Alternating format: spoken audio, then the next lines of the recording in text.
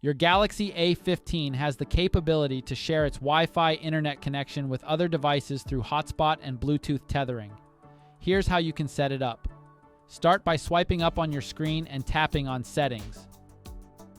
From there, select Connections and then choose Mobile Hotspot and Tethering. On the next screen, tap Mobile Hotspot. This will lead you to the Mobile Hotspot configuration page. Next, tap on Network Name and input a name that stands out from other networks around you. After that, tap on Password and set a new one that you can easily share with others. You also have the option to change the band to 5 GHz for a faster connection. Once you're done with these steps, tap Save. Now that your mobile hotspot is properly configured, you can enable it by tapping the switch located in the top right corner of your screen.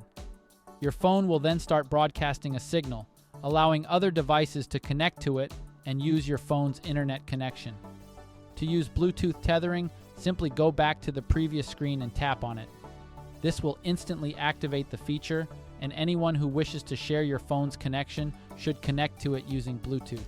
And that's how you share your Galaxy A15's internet connection using Hotspot and Bluetooth tethering. We hope this guide can assist you. Thanks for watching.